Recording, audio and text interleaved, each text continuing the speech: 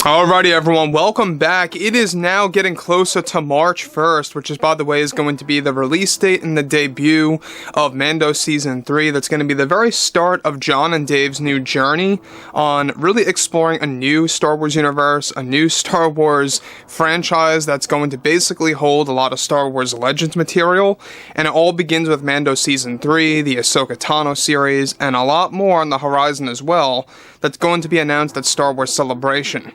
This is Mike Zero. Subscribe if you're new and like this video to see future Star Wars updates. I'm also on Twitter at Mike01. I thank you all so very much for the great and kind support. Now, one thing that John and Dave are really preparing for when it comes to Season 3 of The Mandalorian has a lot to do with everything with the surprises on the horizon, as well as the revelations for Mando Season 4, that's really going to set the stage for this brand new universe that they're actually crafting before our very own eyes, basically.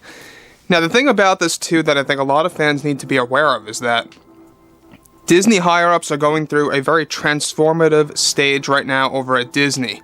They have a lot of plans. We already know that actively they are getting rid of a lot of creatives over at Lucasfilm. A lot of those that are being fired are being replaced with more valuable creatives and more valuable Lucasfilm employees to kind of steer the company in a better direction. Basically, this is the year in which Lucasfilm is getting pretty much a big makeover by John and Dave. Now, on to the subject about Gina Carano. It's been roughly 2 whole years since she was actually fired and let go by Kathleen Kennedy from Lucasfilm as a whole and from Star Wars in general. And since then, we've seen a lot of back and forth scenarios happening between Disney and Lucasfilm. Now, with that being said, with many new Star Wars projects in the works by Disney and Lucasfilm, creators John and Dave are getting ready to make big announcements for the fans at Celebration. However, in a recent interview provided by Lucasfilm's spokesperson when promoting the 3rd season of Mando, he went on to answer a question related to Gina Carano's rehiring. He stated the following to the community: "We are very well aware about the criticism that we had received after Ms. Carano was laid off around 2 years ago, and since then we have been working on a remedy on how we can correct some of the mistakes that we had made. We are fully aware that we did not handle that situation well, and all I know is that Bob Iger and many of those at Disney are working on a remedy right now involving Ms. Carano, but no promises can be made at this time, as there are many variables that go along with these types of conversations." Now let me just stop here for 1 second about what Lucasfilm is saying. Now, we know that behind closed doors, this is actually, believe it or not, moving along very well. In fact, it's all really down to Gina's decision right now until May. She's got until May to make a decision. Bob Iger wants her back. He's welcoming her back with open arms, as well as the Disney board members. To them, it's a marketing move, yes, but to John and Dave, they just genuinely want her back. They get along with her very well. They like her as a person. But when you look at Disney, they're looking at this like a business opportunity.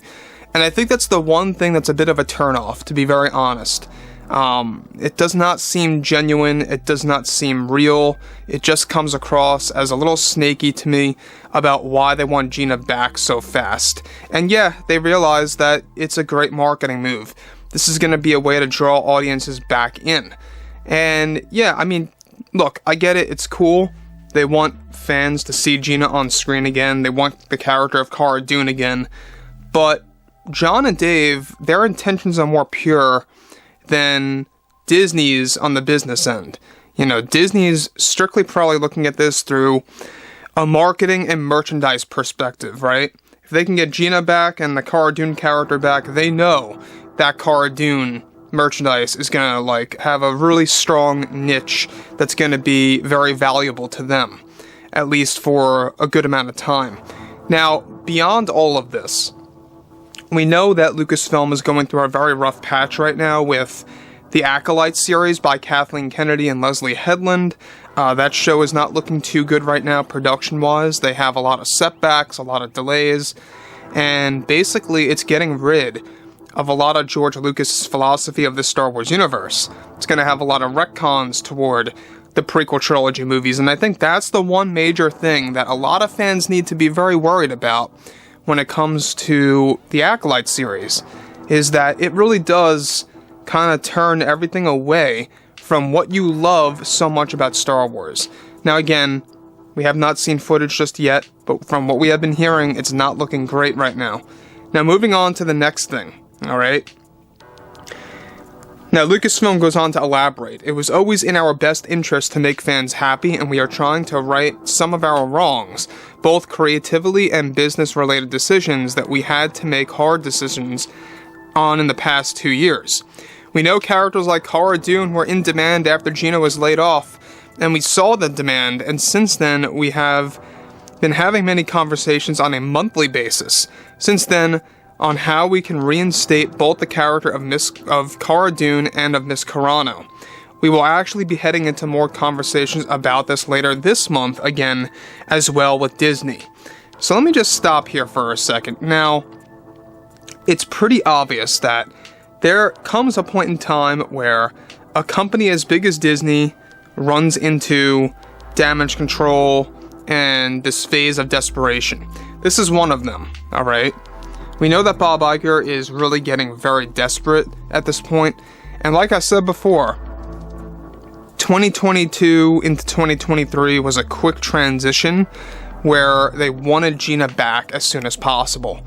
And there's obviously a reason behind that. You know, they lost some Disney Plus subscribers, they realized that they need more rewatchability to their products that they're putting out, and so they're trying to satisfy the fans in whatever way that they can. And you know what? Hey, that's great. If you want to satisfy the fans, that's awesome. But John and Dave know how to do that genuinely and on a creative level instead of just using somebody on a business scale.